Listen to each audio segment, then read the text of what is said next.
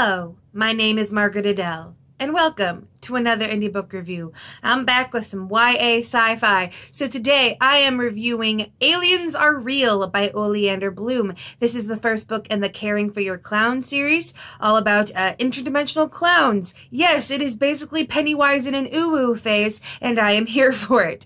So this story revolves around Oliver, whose mother has died, or maybe not, 6 months prior to the beginning of this story. He is going about his life, going to school after a summer transitioning, and discovers that a clown is following him around, and then all of a sudden discovers that his stepfather knows about this clown and says that this clown is going to help them get his mother back. Essentially, his mother is like stuck in an alternate dimension, kind of, and they need the clown's help to build the machine that will get her back. Now, it's not just that it is a clown. Dindette is basically a very strange sci-fi entity made of goo and can reform herself. And it's very interesting. I like the mechanics of it. I like the concept of her body takes on a shape, but it isn't that. And later on in the book, there are some fantastic, like, horror elements. I have discovered that one of my favorite niche tropes is the book that's not horror suddenly delving into horror in the climactic scene. It gives it that extra oomph. Love that. But the mechanics in general are pretty good for the sci-fi. It is still low-key enough because this is YA that you could probably get into it without much effort. It doesn't rely too heavily on like the actual science of it. It's definitely sci-fi logic, and I really liked that. But of course, we have to get into Oliver as a character. Oliver as a character, he's kind of an asshole. He has reasons, okay, very valid reasons for the assholery, but dude is not kind to Dindette when she first pops up, and it's actually kind of strange the way he refers to her. Because he refers to her using a lot of the same language and rhetoric that, like, the school bully refers to him, because he is trans, and he calls Dindette a freak in the same way the school bully calls him a freak. Yes, there is transphobia, a large amount of transphobia in this book. And for the longest time, I just felt bad for Dindette. I was like, she didn't do anything. Like, she's just here, she's helping you. Like, chill out. There was also weird because despite Oliver being trans, his view of gender is still very much a weird locked dichotomy, because he basically is trying to give Dindette new clothes because she's dressed like a clown. It's her aesthetic. And he's trying to like dress her in his old clothes that he had before he transitioned, and he's like, well, you're a girl, and girls wear dresses. And I was like, that's a very strict gender dichotomy coming from the trans kid. But I did love the moment where she's like, I'm not a girl. And he asks, well, what are you? And she goes, I'm a clown.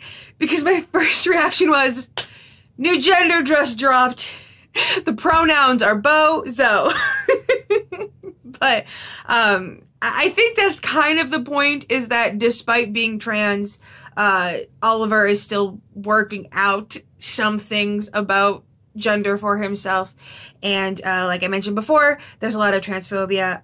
There's also a lot of on-page child abuse. And this is where things got a little rocky for me, because the first 2/3 of the book kind of hint at something slightly darker, but the last portion takes a turn into like being hard to read.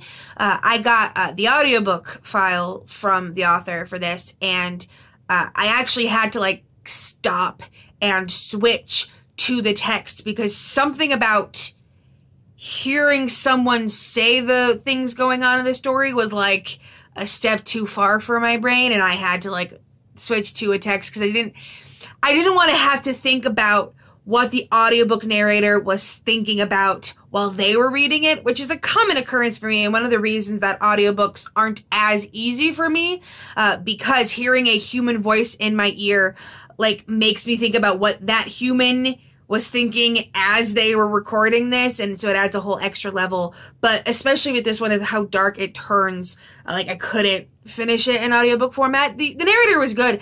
His cadence was very similar to other audiobook narrators that I've listened to before, to the extent that I was actually, like, looking up his library of work, thinking that he had done something else that I had listened to before. I don't think he had, from what I could tell, but it was very intriguing. I liked the cadence of it, and I actually had to listen to it at 1.5 speed. I was first listening to it on my computer where I couldn't speed it up, and listening to it at regular speed was, like, far too slow. I had to listen at 1.5. It's very spaced out. So if you are one of those fast audiobook girlies, you might turn the speed up a little bit on this one. But because of that juxtaposition, going back to the change in tone, I don't know how you could have made it smoother. It feels so jarring from, like, regular school and some fun sci-fi stuff to real world trigger warning content, to the extent that I had to, like, stop and pause reading in the last portion because it just, like, wasn't something my brain was prepared for. So I'm not exactly sure how that could have been smoothed out, but I did take away a star just because the change was so jarring that, like, functionally my reading experience of the last third was notably different than my reading experience of the first 2/3. But I did like it. It sets up a big cliffhanger, who is that mysterious person, ending for the next book. Obviously not a lot has been really delved into with the concept. Like, Dindet's a clown, and there's, like, weird sci-fi stuff going around, and there's, like, dimension hopping, but you don't know much more than that. I did like the friendship dynamic of Grumpy and Sunshine. Obviously gotta have that Grumpy and Sunshine. I loved the relationship between Oliver and his stepfather, and in general, while some of those moments were darker, and the tone changes so drastically, I still did like the catharsis of some of the more emotional moments that there was, and obviously there's a lot of also negative self-talk in this, so be prepared for that. But in general, I gave the book 4 stars. Pretty good if you're getting into sci-fi. If you don't know a ton about sci-fi, there is still weird alien-esque stuff, but I don't even know that Dindet would technically could be considered an alien, because she didn't actually, like, she's not an actual extraterrestrial, like, didn't come from outer space. She came from different dimensions, so, like, I don't know how you would want that to work, but I think this is pretty good for people just getting into sci-fi, especially for YA sci-fi.